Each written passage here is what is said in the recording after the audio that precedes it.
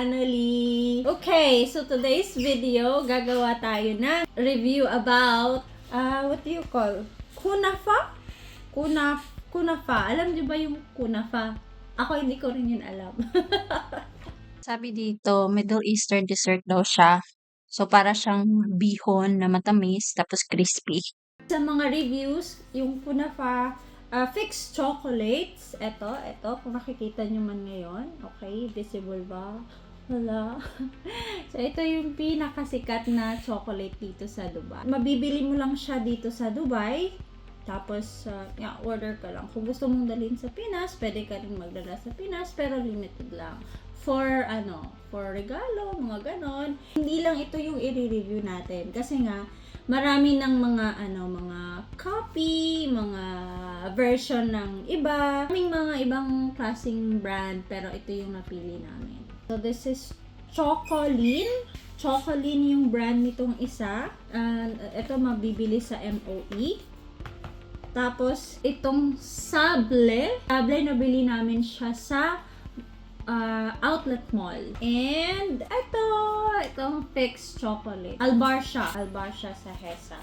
Okay, so let's start. Umpisa natin is yung pistachio na galing sa MOE. Okay? So, ito gold-plated. Gold-plated! Gold-plated. Alright. Okay, guys. Since sobrang dami nito, hindi ko ito mauubos, no? Ako, patay tayo. Patay tayo niyan. Ay! Ito pala. Kaya pala sabi, turn it around. Ito yung mukha niya. Okay. Tapos, ikakat natin siya. What? I thought you sharpened the knife. So, wow. Ito nasa room temperature lang namin siya nilagay. Tingnan nyo.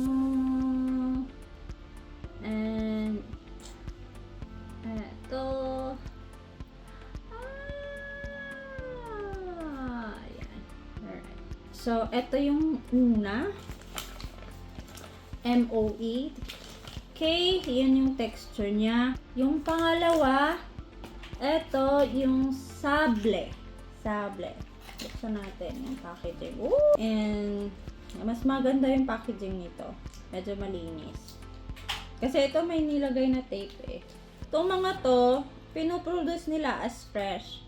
Pero yung may ibang mga product na kailangan mo siyang i-consume as soon as possible kasi masisira. Okay. Ooh! Medyo thicker siya. Thicker siya compare dito sa isa.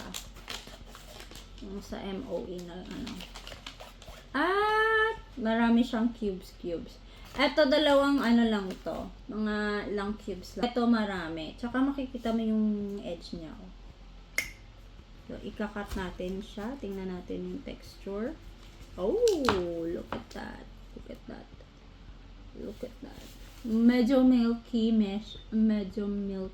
Kakatat lang natin to ng half. Same size din sa isa. Para comparable. Okay. Ayan. Lastly, tingnan natin. Yung pinakamagandang packaging talaga, ito yung panalo. Yung fixed chocolate. Pwede naman siya hilain eh. Hila para hindi masira.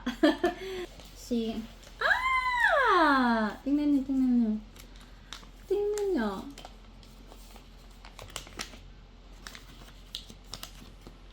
Yan. Ito pa ba ako?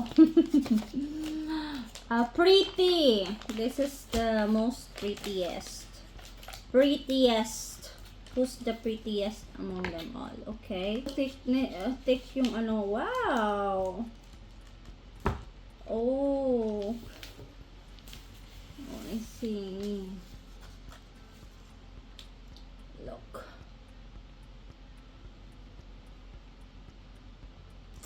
So, yung chocolate side dito is medyo makapal. Makapal. Ito,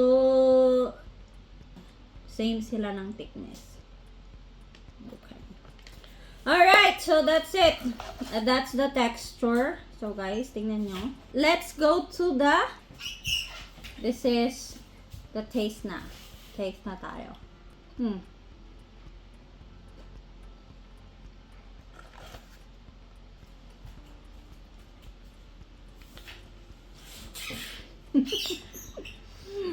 May pagka-crunchy.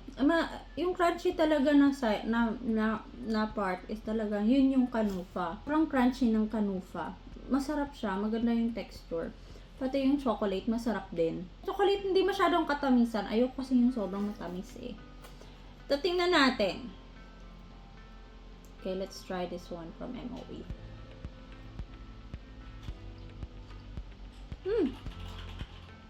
Ito sobrang tamis. Natatamisan ako. Pero sa may mga sweet tooth dyan, ito perfect to sa inyo kasi matamis siya. Tapos yung crunchiness niya, true, totoo na mas crunchy to. Mas maraming kanupa yung laman nito. Compare dito. Pero in fairness, masarap. Ganun pala yung kanupa. So, inom muna tayo ng tubig, no? Bago tayo mag-proceed. Okay. Eto na. This is it. Pansit. Super green. Super green.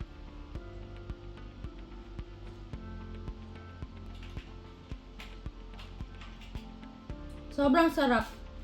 Okay. Okay, so ayun na nga. Gusto ko yung tatlo. Sobrang sarap niya. It's yummy, creamy.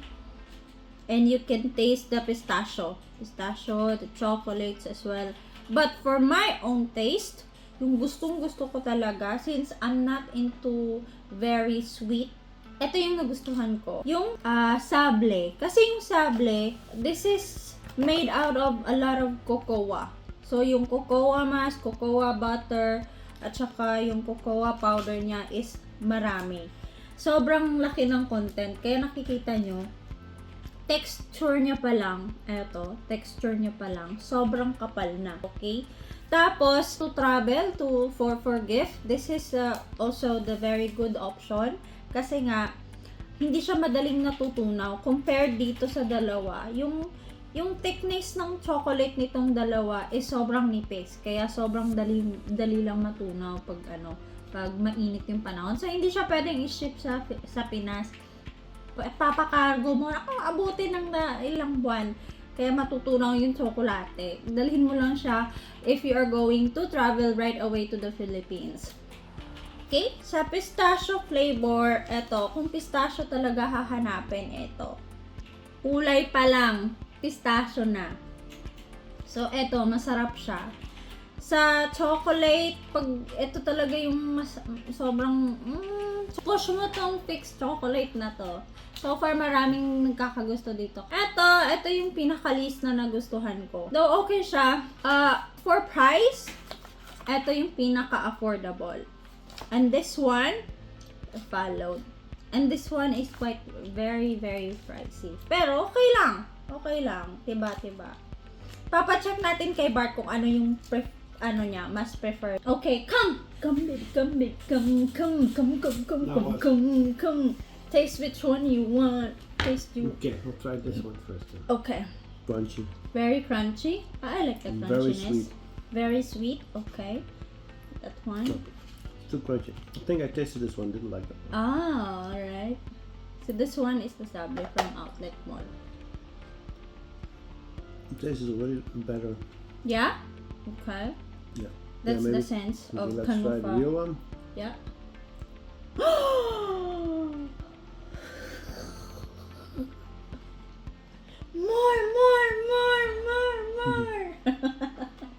So I drink water earlier before I moved to this last one. To the fixed chocolate. This one I like a bit better. Oh, copycat. Copycat ka, oh. Copycat. You like this one best too? Yes. Okay, so that. This is the winner. This is the winner. And I think it's because I remember it being better. So if you buy this was made 17-1. See? This lasts longer compared to this one. Kasi if you buy this, you have to consume it right after like 3 days. Yeah? Mm-hmm. 1, This- 2, 3. Yeah. That's also my rating. 1, 2, 3. To all my friends here in Dubai, come and eat this, please. Help me. Because I cannot eat them all. Alright, thank you. Sa susunod na